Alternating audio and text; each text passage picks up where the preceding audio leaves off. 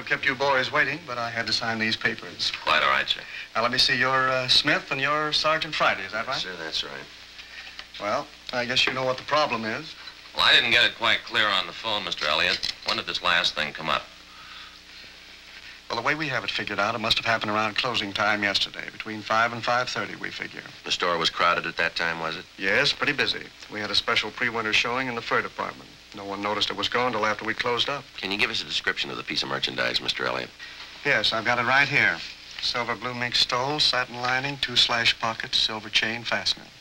Complete description of it for you. And those are the code numbers and serial numbers on it, are they? That's right. The whole thing's getting way out of hand, Sergeant.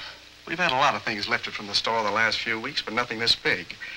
If this keeps up, I don't see how we're going to get our insurance renewed. I guess your store detectives are working on this latest one, the missing fur, huh? Yes, but it's the same as all the other cases we've had. They haven't been able to find a thing. All the personnel have been checked, all the people who were around the department when the fur was stolen. I mean, those it was possible to check on. As far as we know, they're all clear. What were the circumstances of the thing, Mr. Elliott? I mean, was this mink stole on a display rack? Did one of the models have it on? Exactly how was it? Well, it was modeled, yes. After it was shown to several parties, it was put back in stock.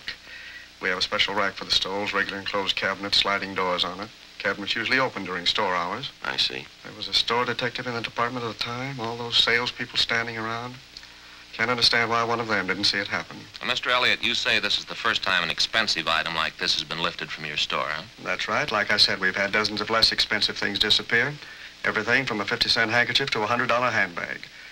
Suppose we might have expected it. I understand some of the other stores in the area have been hit pretty hard. Yes, sir. It's been the last 8 weeks. Most of the stores for 8 or 10 blocks along Wilshire here, they seem to be getting the worst of it. We've got a special shoplifting detail working the area, staying as close to it as possible. I guess you know as well as I do we can't stay in business this way, Sergeant. There certainly must be some way to trap whoever's doing it. Well, we're doing everything possible, sir. We're trying to cover it as best we can for you. I think you'll agree just about the only way to reach the thieves is to grab them when they're actually stealing the things. It just isn't possible for our detail to cover every department in every store. Yes, you've got a point there. What about the known shoplifters in the city? You keep a file on them, don't you? Yes, sir, we do. There are half a dozen people we're keeping an eye on. We've got our stats office and our record bureau helping out. No definite lead so far, though. Certainly can't understand it. We've had one meeting of the store personnel already. Guess I'll have to call another one.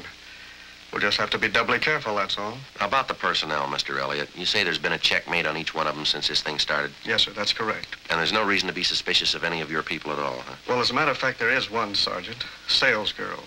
She was up on 5 in the Sweet 16 shop. Then she was moved down to cosmetics on the street floor. What is it that makes you suspicious of her? Well, before I say anything, I want to make it perfectly clear to you, we've never had any real proof that there was something wrong there. Dorothy started with us 8 years ago. That's the girl's name, Dorothy Kirkman. Mm-hmm. She came to us right out of high school.